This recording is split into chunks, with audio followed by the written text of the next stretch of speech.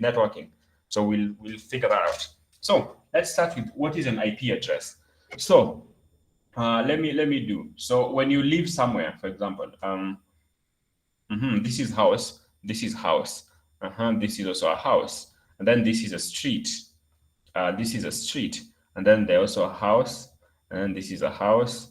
This is also another house. And then they go. So we have basically different streets. So let's call this block A. Let's call this block B. Yeah, and then this is when you're dropping mail or when you're doing deliveries for things. So everything has an address. So this is called street A. This is called street B. Yeah. So street A has house number A1, A2, A3. And then this one has B1, B2, B3. So those are street numbers. So they have an address. Let's say this is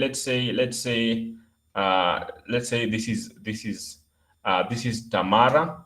This is basically Tamara area, and then block A, and then Tamara block B. So Tamara block A1, 2, 3, Tamara block B1, 2, 3. Yeah. So these are basically addresses. So the specific address. So if you want to send a letter to somebody, a letter has been sent to, let's say, to this place A1.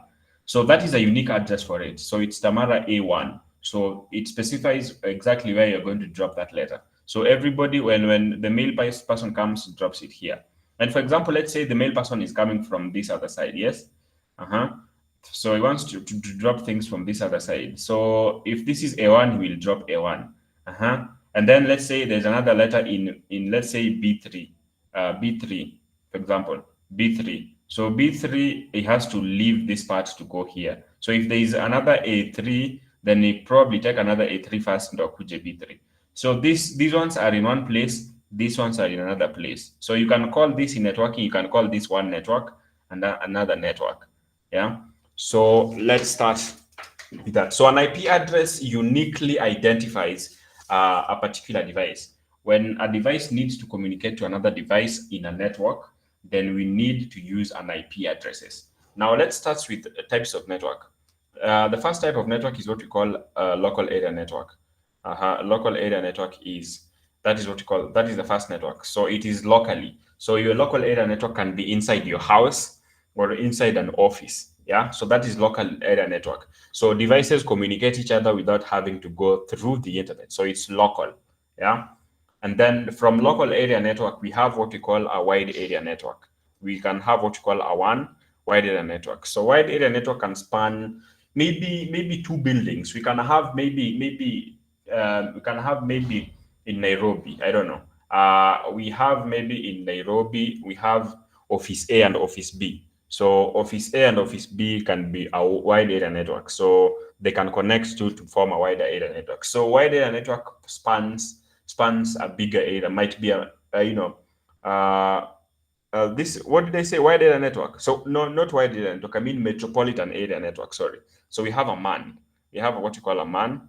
A MAN. So a MAN is metropolitan. So it can span maybe two offices in a specific city or something. Yeah. And then we have the biggest, which is called the wide area network. So one basically spans the entire internet, the entire globe, basically. So this is a large area network. So in order to communicate on the one, you have to link to the internet. So local area network within one particular network. Yeah. So those are the two types of network. So let's begin. Let's move pole. So local area network. So for example, if we have an office like this, yeah, and we have how many devices? We have a computer A, computer B, computer C, computer D. Yeah. So if these ones literally have, let's say, a local server, a web server here that is serving content, or a print server here. So all these computers communicate locally on the network. They don't need to go outside of this particular network. Yeah. So they might be connected by what we call a switch. We can call what a switch. Switch is a smart. It basically routes traffic. So for example, if they are both connected here, so if this, let's say, for example, this particular computer wants to request print server, then it simply requests the switch. Switch is a smart. The switches are actually smart. So they route traffic directly to the IP address that has that particular one. Yeah. So a print server. So something like a print server will use what we call a static IP address. yeah, because it does not change. A static IP address refers to an IP address that is assigned specifically to a device and it does not change. That is what we call a static IP address. So a static IP address usually is assigned to devices that will not change. Something like a printer. A printer doesn't change, so everybody just wants to use the printer. So you can assign a printer a static IP address. Yeah. So we are talking about an IP address. So you are realizing right now that IP address is how people connect. Yeah. Now there is a static IP address which we have talked about here right now, like a printer. If it is, let's say, 192 dot 168, my handwriting sucks, dot, let's say 100, let's say dot 5 or dot 4, then it is one static. It never changes. And then we have what you call dynamic IP address. Yeah. Dynamic IP address. So dynamic IP address, basically it means anytime a device wants to connect, when we have a router here, a router can automatically, it can dynamically assign a random IP address to that device when it wants to actually talk to another device. So that is what we call dynamic host configuration protocol. We call it DHCP. Yeah. So this right now we are talking about networking in the traditional sense. What is networking? Yeah, in the traditional sense. We're talking about networking in the traditional sense. Give me a second.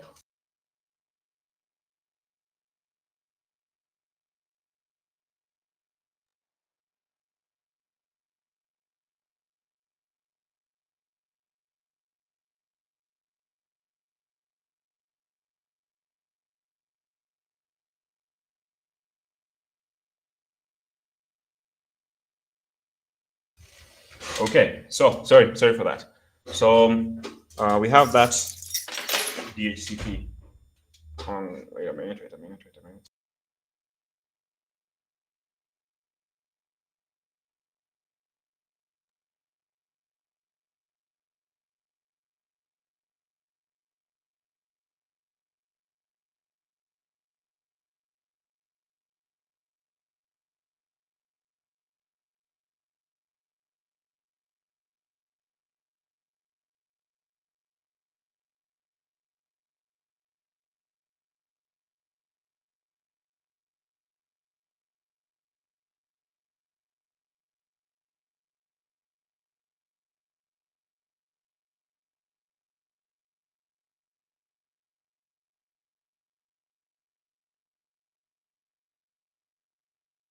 Sorry. I'm back. Okay. So we were talking about dynamic host config. And by the way, if you have a question, you do ask. I like when questions are asked. Definitely. So let me see. Also, if somebody asks a question in the chat box, you can tell mnaweza niambia ndo ni reply. Ni reply kwanza. Okay. So we're here. Yeah. I really do hope. So we are basically looking at this. So we are inside a network. Yeah. So actually every network has a router. So everything that falls up under a router is inside a network. Yeah. So a router is basically like a gateway. It connects one network to another. So if you have one network you want to connect, for example, this can be one network. If I want to connect another network, here, I need to have a router. Now, this router connects this network to that network. So router basically interconnects networks. Yeah. So the wide area network is what we call the internet. So for you to be able to connect to the internet, the router is basically what interprets all these what we call private IP addresses to what we call a public IP addresses. Yeah. So we are going to talk about that. So this is basically how a network looks like. Now, we have determined that IP address is the basics of how things work. So let's talk about how IP addresses actually work. Now, an IP address was brought up because we realized we needed a unique way to actually determine, to assign, to talk to one another. Yeah, we needed to talk to one another step by step. Yes, are we together? So devices needed to talk. So it came up with the IP address. Yeah, the IP addressing system to be able to talk to one another. Let me see by show of hands anybody who knows something called the Open Systems Interconnection. Anybody who has an idea what you call the OSI, the OSI model. Okay, so Barn one, Francis Jefferson, Brian Koresh, Eric. Uh-huh. Okay. So OSI model. So let me talk about an IP address first before I go into OSI model. So let's talk about now, let's go deep into the IP address. So IP address, when they designed, so when the guys who are designing the first networks, ARPANET, it was basically by Stanford. Yeah. In their minds, there were going to be very few networks, Kwanzaa. Yeah. They thought there weren't going to be enough devices. So the way in which they designed the first IP addresses, they designed it in a way that, they didn't even think they were going to get to like maybe 100,000 devices. Yeah. So the first set was called Internet Protocol version 4. Yeah. So when you see something like 1992 dot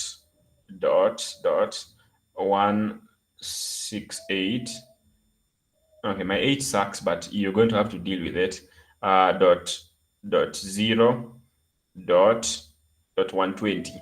Yeah. This is what we call an Internet Protocol version 4. It has what we call 4 parts: part 1, part 2, part 3, and part 4. Yeah, those are parts of an Internet Protocol version 4. So each of these part is what we call an octet. What we call an octet. So an IPv4 has 4 octets. Why do we call it an octet? Yes, so 4 octet, because this is just the decimal notation for the IP address. One thing we have learned over the course of every time you're doing IT or computing, you figured out that computers basically at their core only understand binary. That is something you might have come across. Muho is here. Good. So, at its core, computers only understand binary. And why? Can somebody explain to me why the computers understand binary? Let's just talk. Let's just talk openly. Let somebody explain to me why you believe computer, not believe why computer only understands binary. Let's have an open discussion.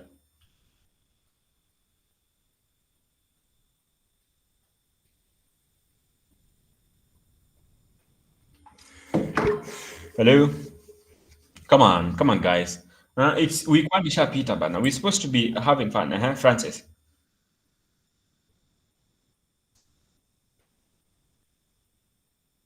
Can somebody hear Francis?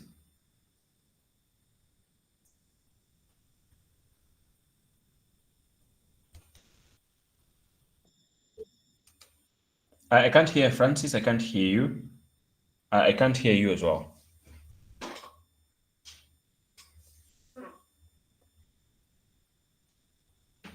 Okay. Okay. You guys, lunch is better. Okay, Bonnie. Bonnie. Okay. Yes. Oh, hello. Are you able to hear me? Yeah. Loud and clear. Maybe from perspective of electronics side, because I'm coming from the background of electronics. Yes. Computers communicate using binary because actually very easy actually to interpret it as zeros and ones compared as an analog of a continuous value. So if you have a zero, it will be absolute, like maybe within certain range of voltage, and one should be within a certain range of voltage. So it will be easier to determine actually whether it's actually either low or high. Okay. Yeah. Yeah. You basically nailed it. Computer is silicon. Yeah.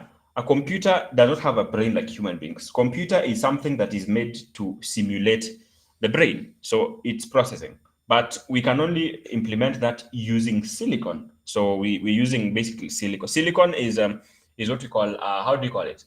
I remember silicon is group 4 in the element in the periodic table. Yeah, it means it's a semiconductor. Yeah, so semiconductors are basically materials that, when subjected to different conditions, they can either be conductors of electricity or not. And then what happens later? In order to make them more conductive, we simply dope silicon. So when you dope silicon using phosphorus or boron, I believe, you either decide to make it uh, to give free electrons or free holes. That is when you dope a silicon atom, Sindio, depending on which one. So you have you basically come up with what you call a p-n junction. You p type and n type, semiconductors. And then after that, now you want to create what transistors. We basically by having a p-n junction. and then what you basically do, either forward biasing or reverse biasing. So depending on whether you reverse bias or forward bias, you will have what you call was it that particular hill, that potential barrier. Yeah. So I'm not sure, is it forward biasing that has potential barrier and reverse biasing?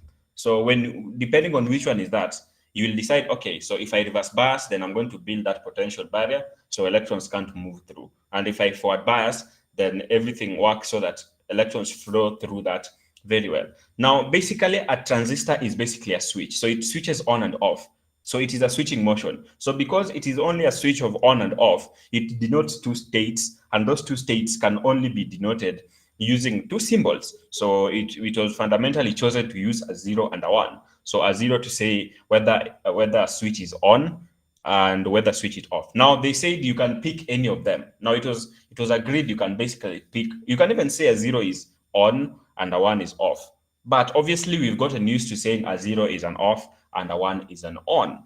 Yeah. So it denotes those two states. That's why computers only use binary state. Yeah. So in order to bring other states, we need to do logic. So we need to create, let's say, an OR gate, an AND gate, and an exclusive OR, and then you can mix them to create combination of different logic. So a computer basically can only understand binary because it uses transistors, which are switches, which denotes two states, whether it is on or off, high or low voltage, or magnetic field aligned or not aligned, basically.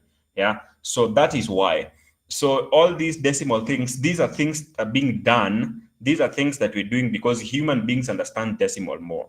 But at the core, after when you input a decimal, everything has to be translated by a compiler of sort so that the computer can only get in a 0 and a 1. So that is why we have. So when we do 192, a computer won't process it at 192. It will process it as a binary digital.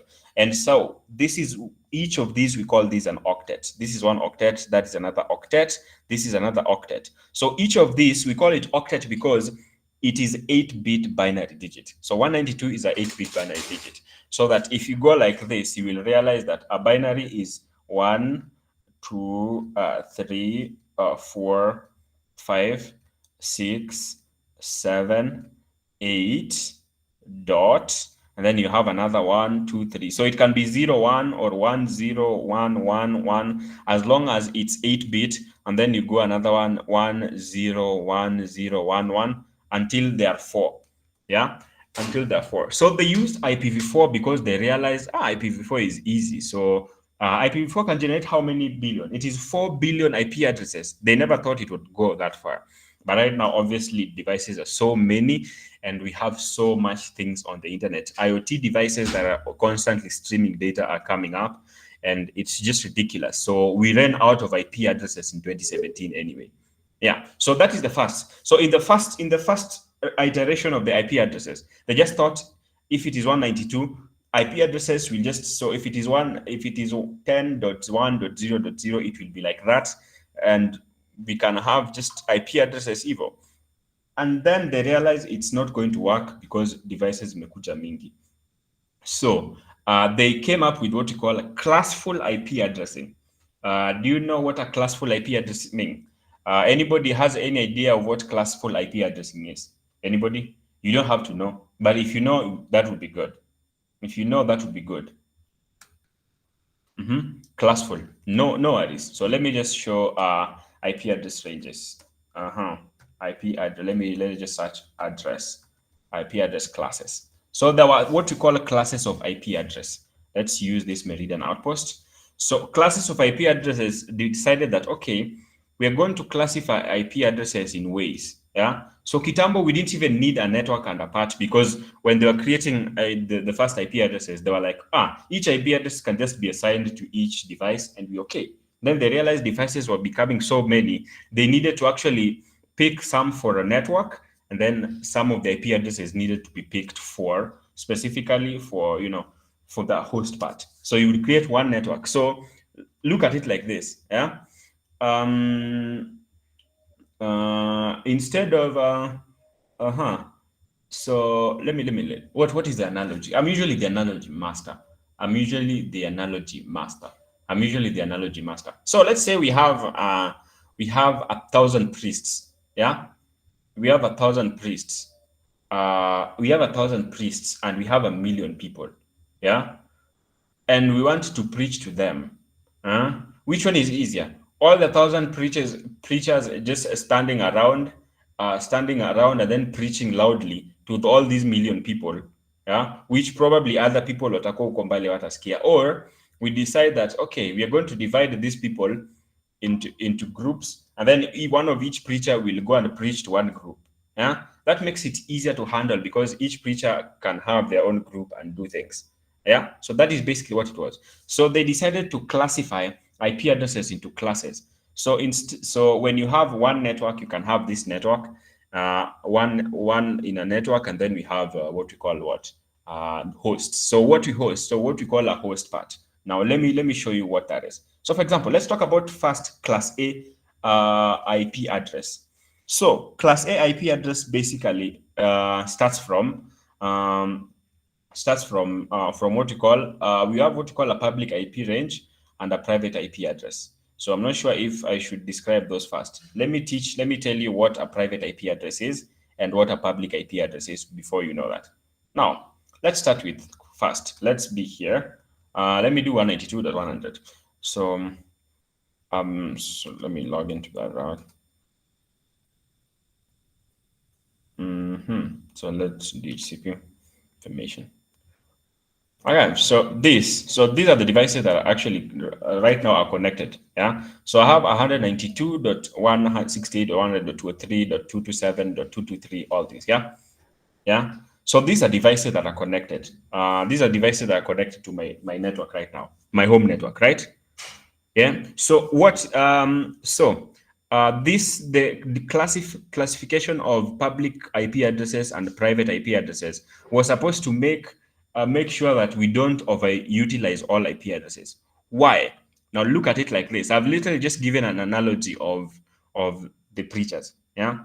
So instead of all IP addresses being used one to one by device, instead what they decided was that what if we give a public IP address that is unique? We separate public IP addresses, and then we also have private IP addresses. Now, private IP addresses will only work within a particular network, behind a particular network. Yeah. So, are you getting that? So, basically, private IP addresses will only work within a network. So that you see, this is 192.168.100.203.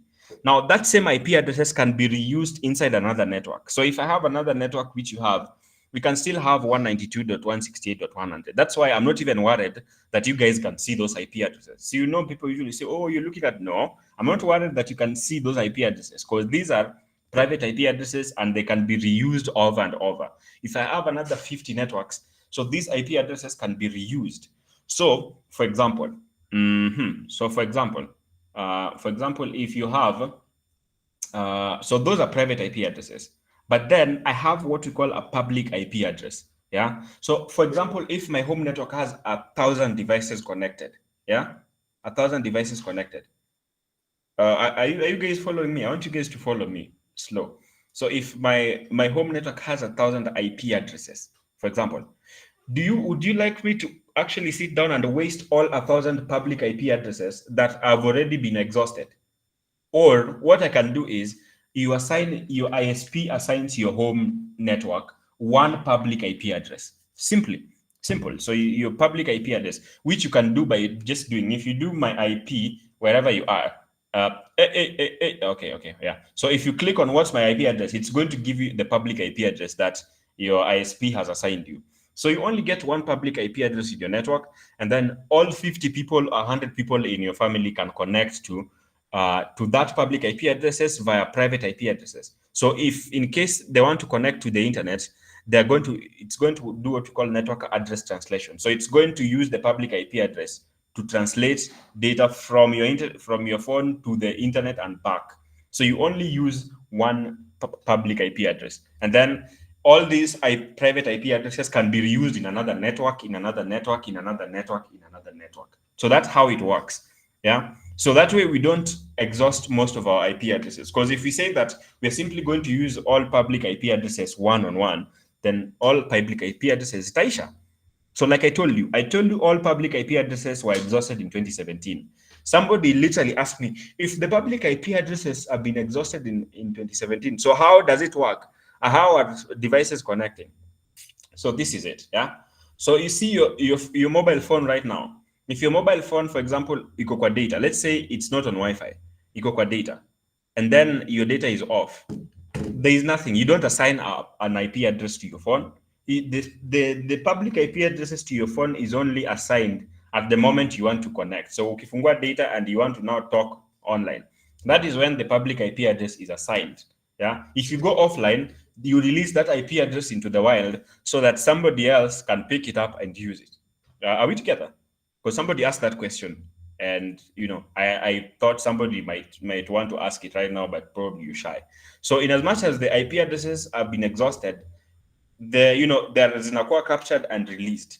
Yeah, basically. So that's how basically things happen. But for example, if you're using Wi-Fi, the public IP address that I have, you now equal constant. That is, it's like it's assigned to me statically. So all the devices in my network will simply use that one public IP address to connect online and come back. Private IP addresses can be reused. It can be reused in all the 50, 100 networks and all that stuff. So that way we could reduce how much we are wasting IP addresses. So with these reusable IP addresses, we are good to go. So that is the one part we did. Yeah, by classifying a network into what we call the host part and the network part. Yeah, and that is what happened with this public with this classifying. We are classifying IP addresses in what we call classes: class A, class B, class C. Yeah.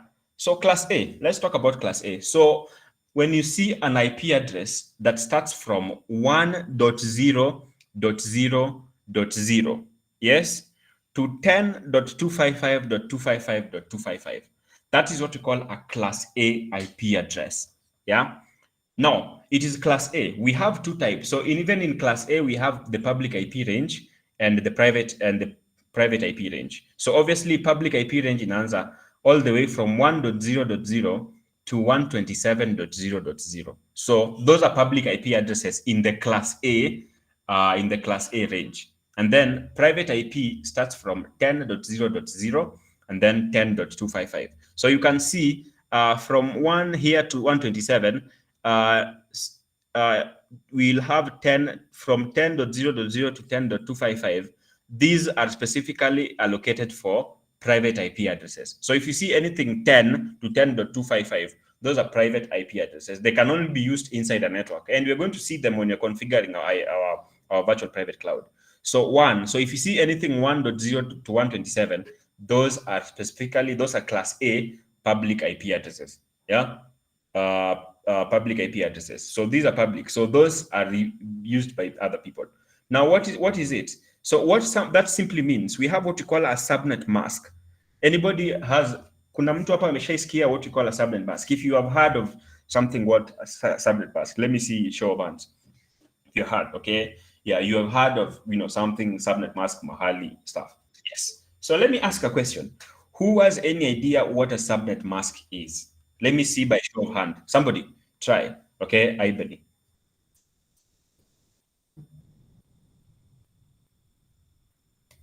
Uh-huh. Ulikuwa umebeba mkono ama you saying. So what do in your mind, what do you think is a public is a subnet mask? Yeah.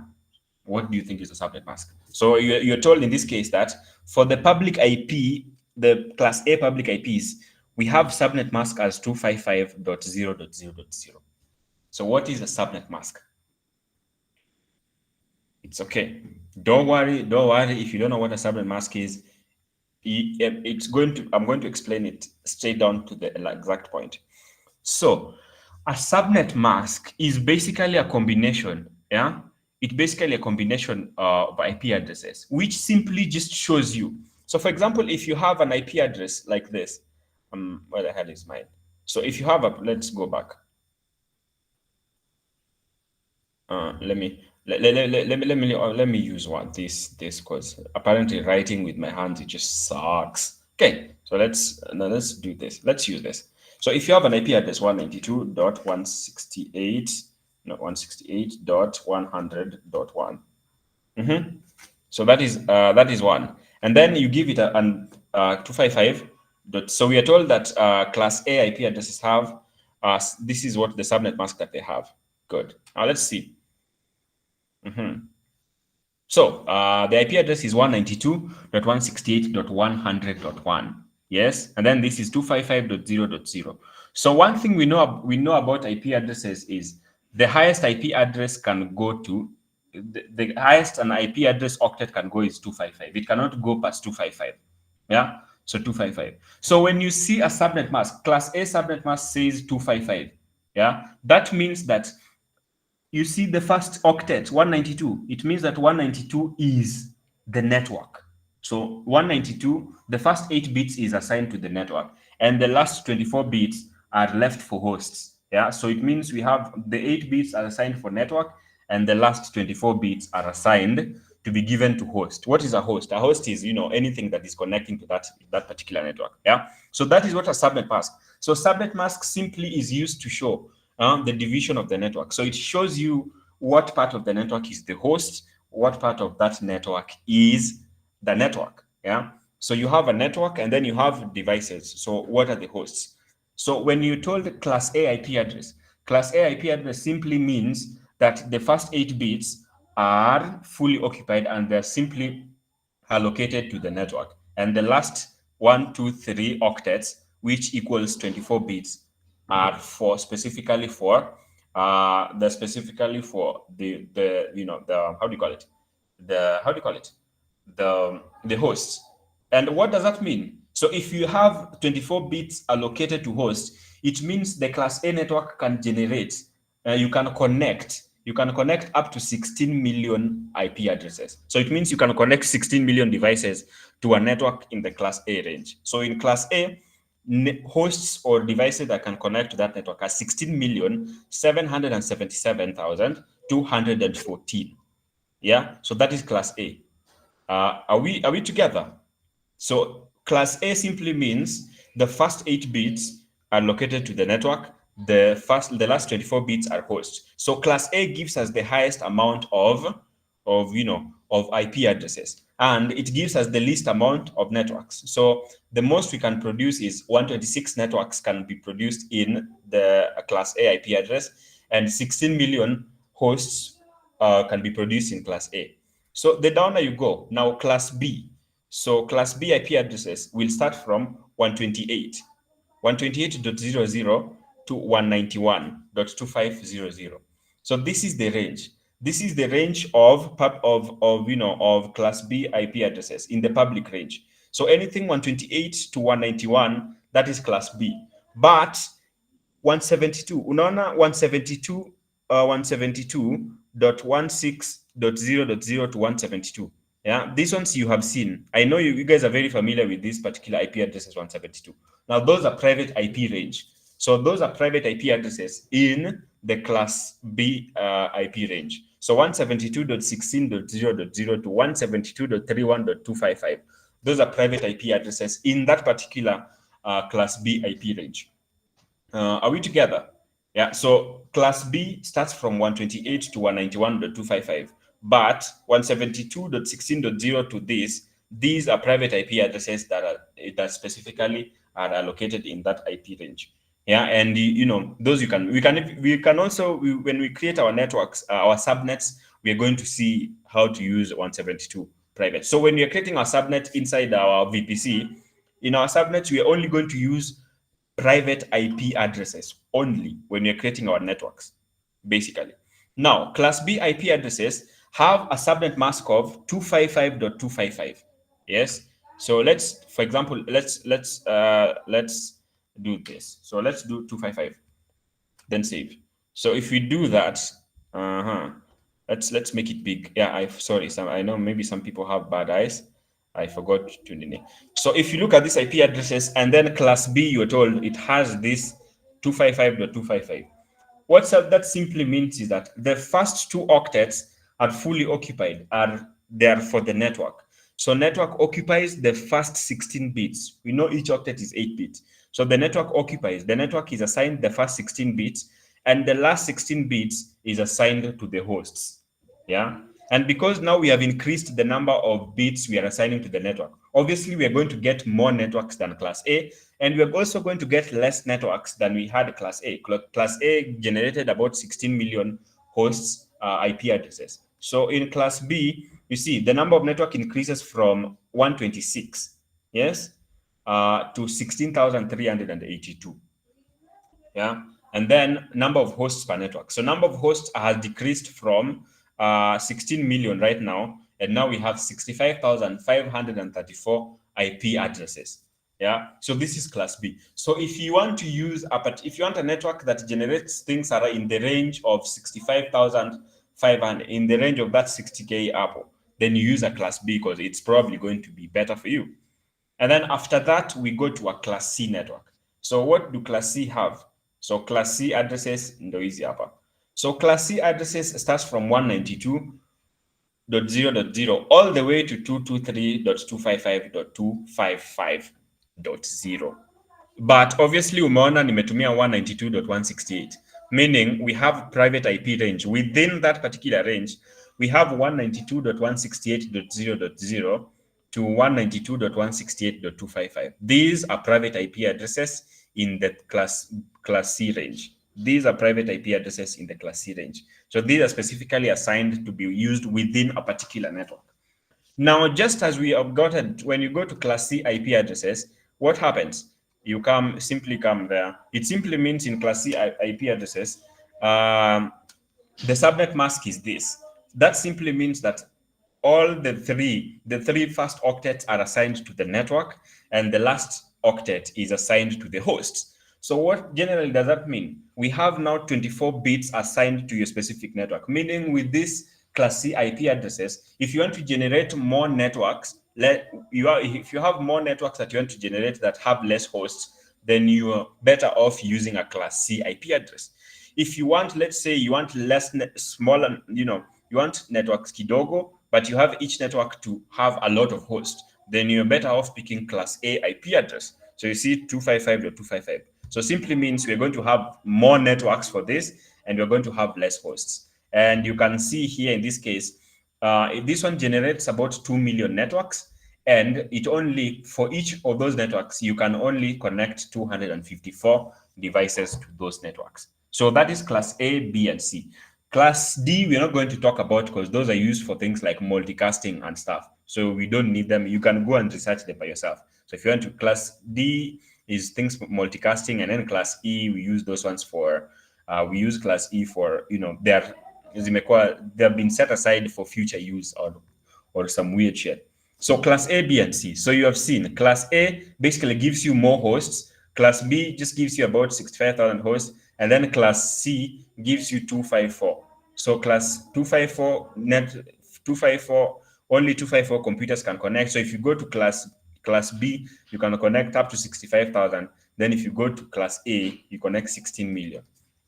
Are we together up to that point? By a show of hands. Okay, perfect. So now, yes? You have a question? Can you hear me? Yeah, I can hear you. Hello, can you hear me? So I was asking, in what instance would one choose the class B and C? Yeah? In what instance will one choose the different classes? To use class A and B and C. Like, yeah.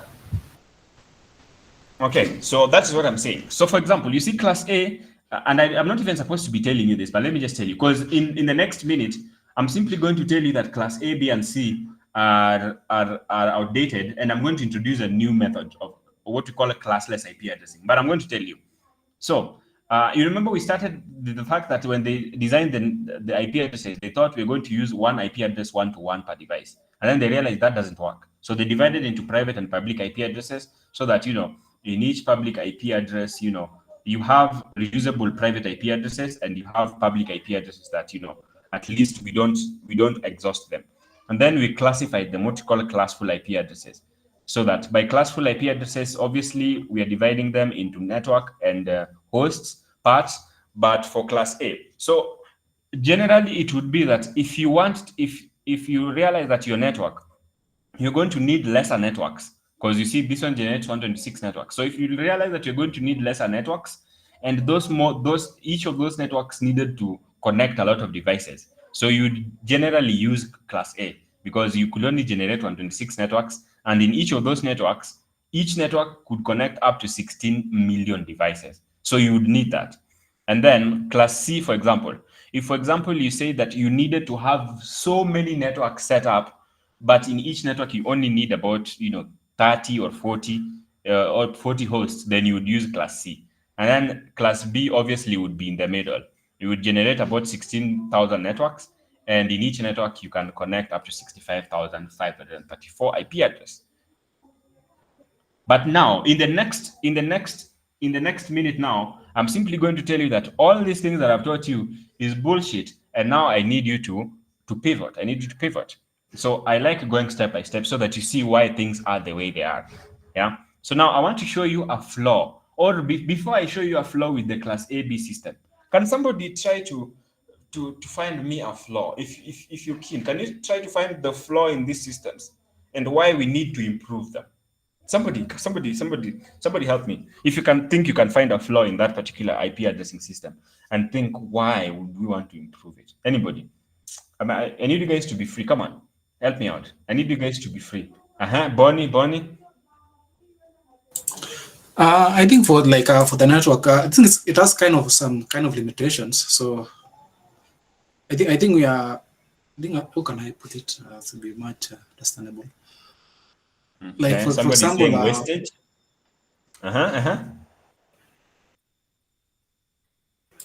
Like for example, IPv4, like it is the major flow it has is actually this limited to number of IP addresses you can have.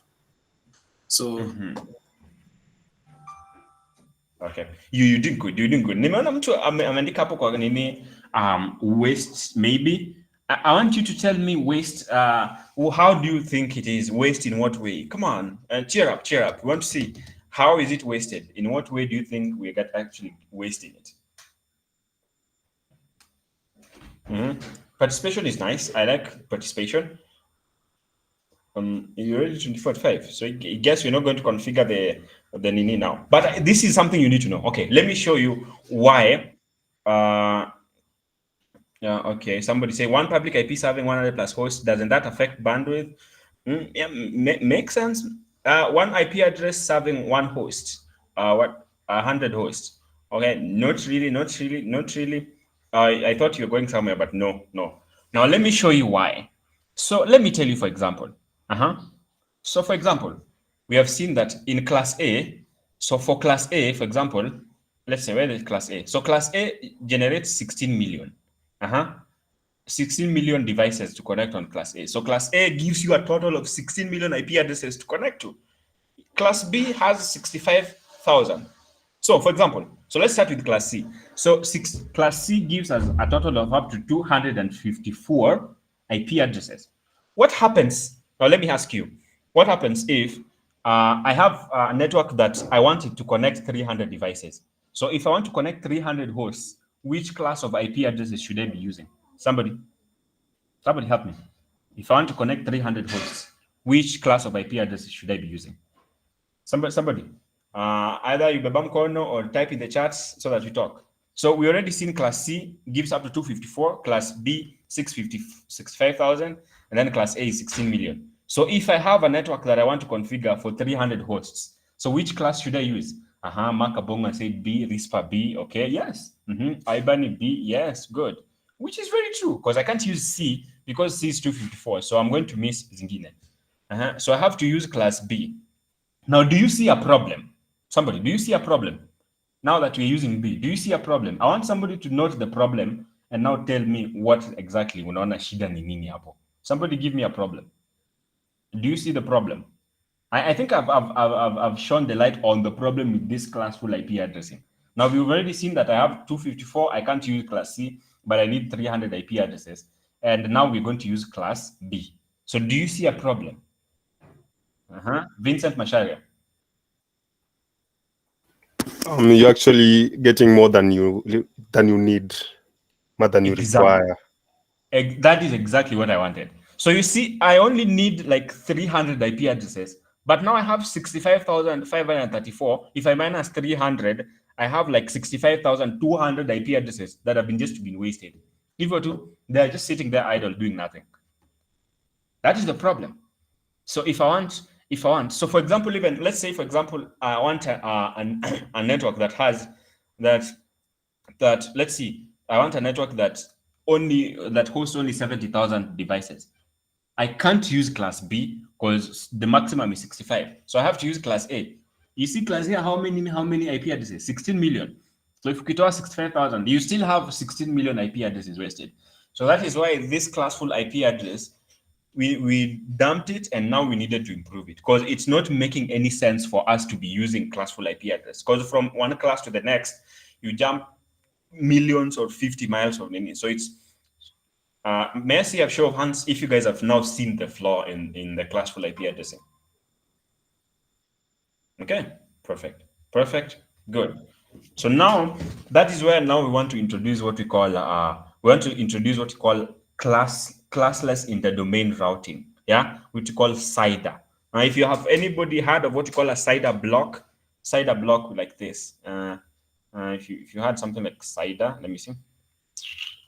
If you have something like CIDR, if you have something like CIDR. So now after Classfull, now we're going to introduce what we call CIDR. We're going to introduce what we call classless interdomain routing. This. So now we're not going to use classful IP addressing because it sucks.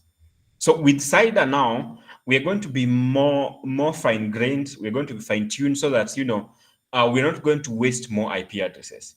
Now, how does it specifically work?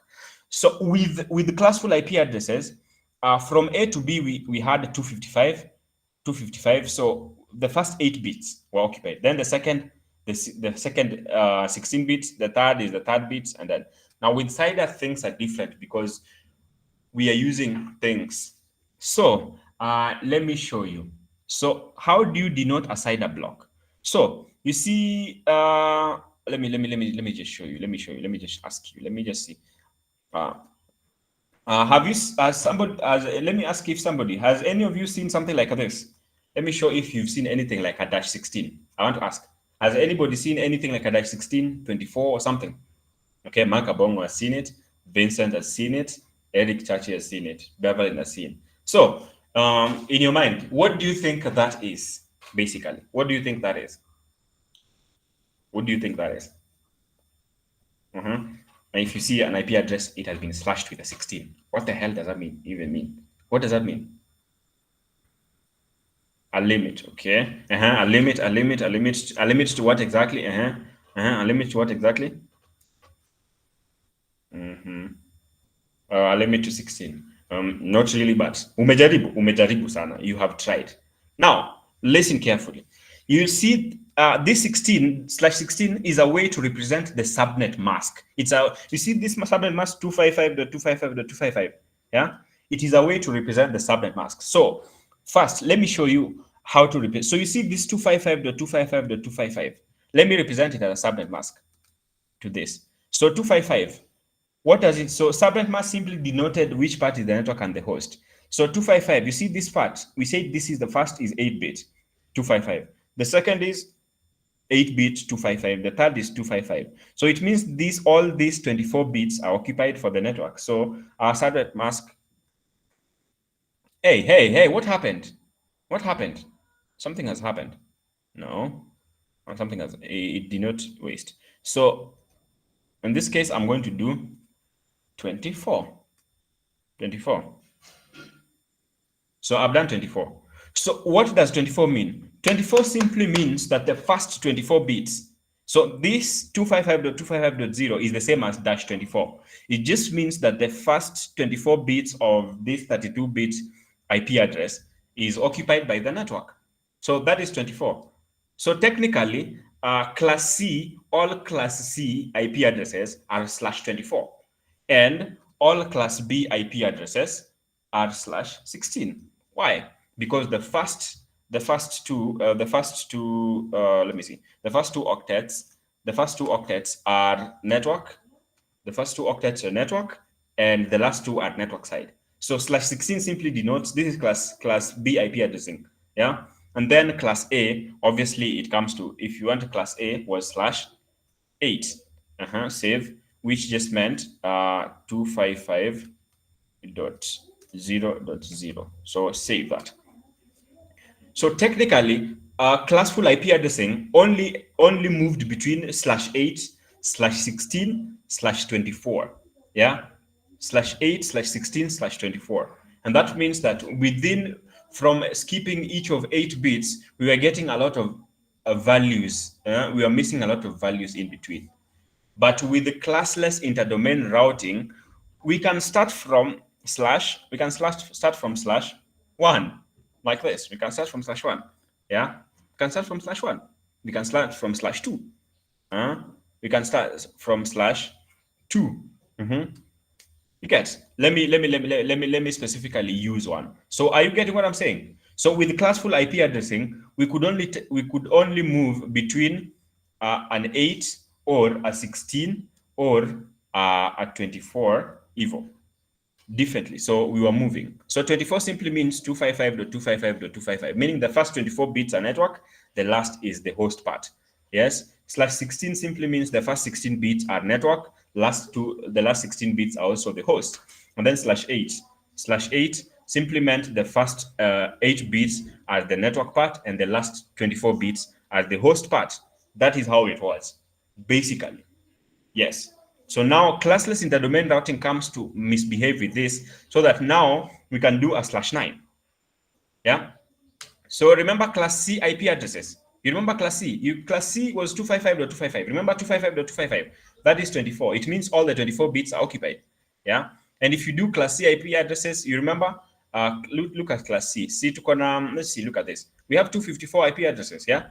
So what happens if you wanted we wanted to do with Classfull, if you wanted to represent 300 IP addresses, we would have to go back to from /24 to /16. But now with the Classfull interdomain routing, what we need to do is /24. Let me see, /24 tukitaka kunini. Let me see, the first 16 bits are occupied. The first 16 bits are occupied by the network. Let's do a /23. And let me now give you what you call let me give you productivity. Let me give you what you call a chmod calculator. Where the hell is chmod calculator? Oh, subnet calculator. So this is what you call a subnet calculator. So let me now just show you. Okay, so let it load kidogo. So let's use a private IP address. So let's use a 10.0.0.0. And you know 10.0, that is a private IP address. Yeah. So so remember class A was class A, all class A's were /8. So /8. So /8, you can see /8 gave us 16 million IP addresses in range. So mask bits, it means we are masking the first 8 bits for the network and the rest for the hosts. Yeah. Are you getting that? So that is basically what it means. So it means here we have IPs in range. Okay. So let's go back to when we say the 255.255.255. So you see this is 255.255. So if you want /24, let's go all the way to /24. You see this is /24. So IPs in range, it says 256, but you cannot you can't use all the 256. And then the start and end stop bit, which we take out so that you only remain with 254. Only 254 of these 256 are actually usable. Yeah. So you see mask bit at this. So you see subnet mask is 255. So now we have 256 IPs range. So remember when we said class C, we want to specifically now we want 300 IP addresses for 300 devices. So instead of going back to /16, now what do? We simply go back to /23. So 23, at least now you see we have 512 IP addresses in range minus 2. That's about 510 IP addresses in range. So we have 512 IP. Even if I use 300 IP addresses, yeah, and then I have, let's say, 200 left, that is better. It's better than going so that from 24, which was to 56 IP addresses, to /16, 16, which is 65,000 IP addresses. That is better than wasting 65,000 IP addresses. Are we together? Is it making sense? Why we come with classless in the domain routing? Yeah, is it making sense?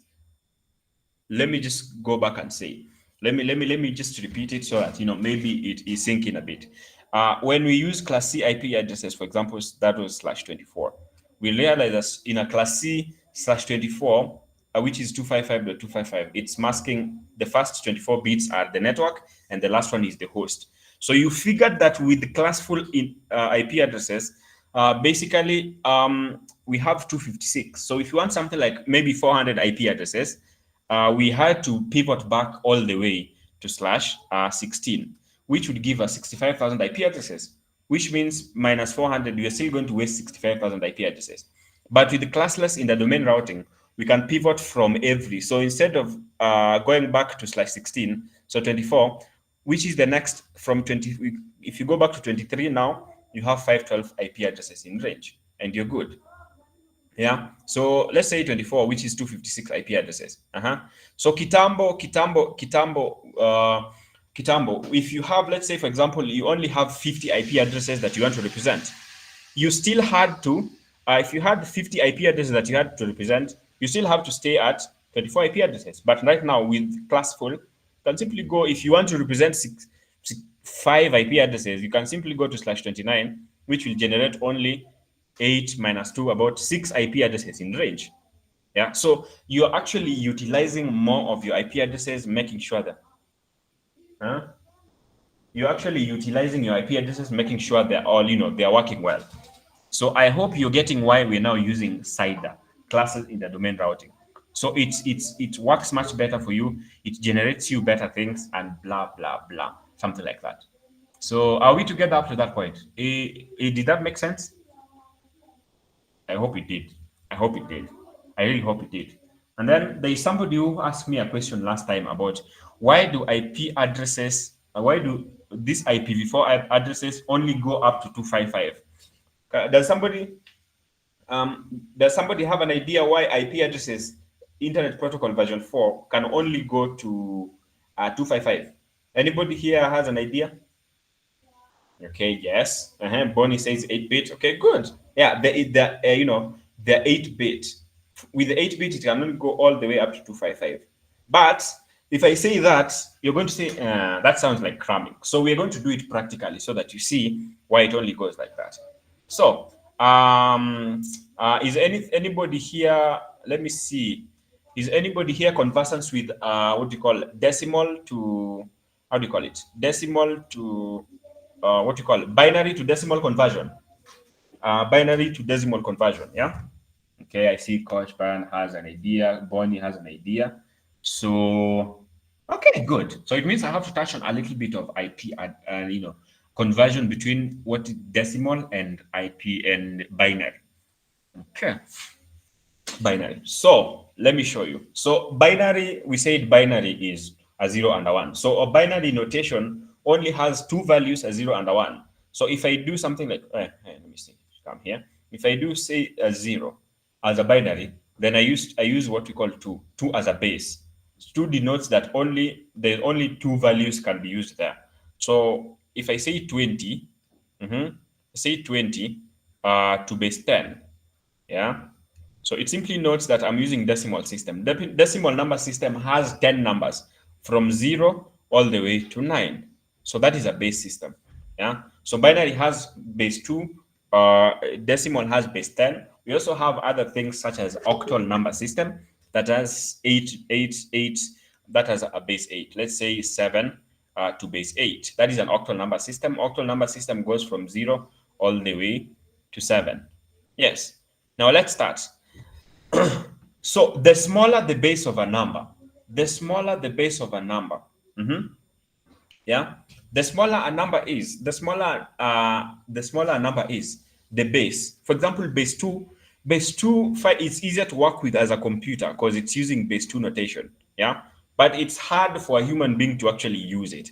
And also, denoting large numbers is actually harder with a smaller base system because you're only repeating, you are iterating through 2 numbers. So presenting using a smaller base is harder when you're doing very huge values. And that's why when you have a base such as a hexadecimal number system, which is to base 16, you realize that, you know, if you want to represent some numbers, you just come and say A.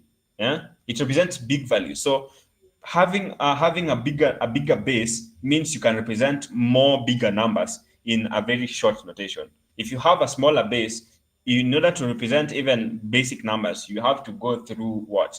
So it works well. Smaller bases work well for computers.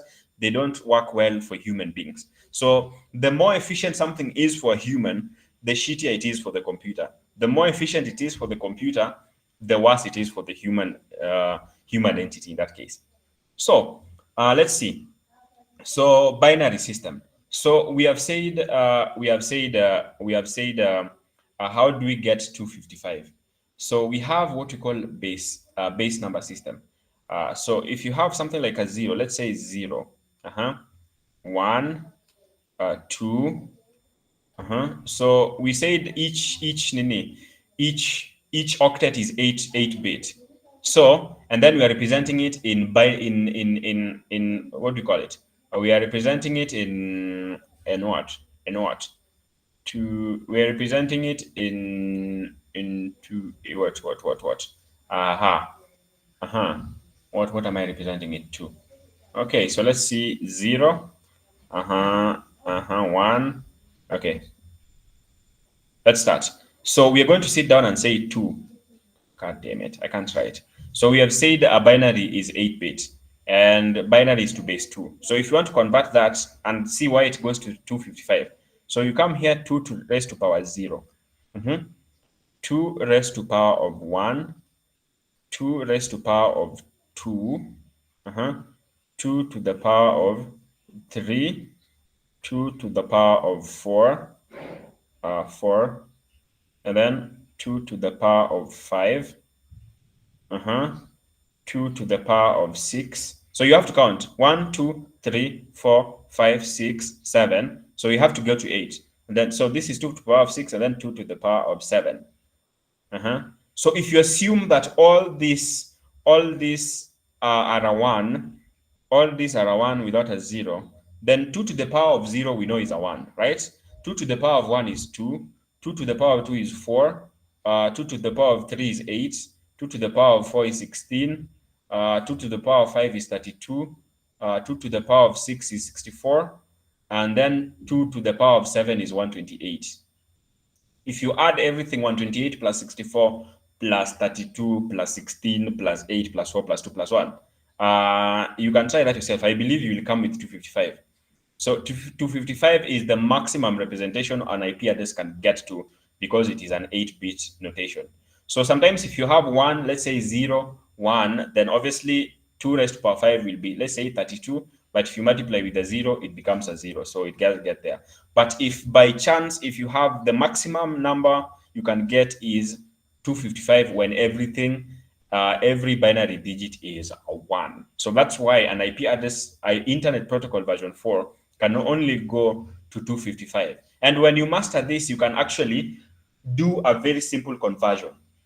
Whoa, it's 106. Okay, let me do one, and then we run away. Guy, I've eaten into your time. So that means tomorrow we are starting to configure. So now that you already know why we use CIDR and how the IP addresses work, so tomorrow when we can just simply sit down and start configuring a VPC, subnets, private IP, route tables, ACLs, and all that stuff. So let me give you this, for example. Let me give you this. So let's say 192.168.100.1. So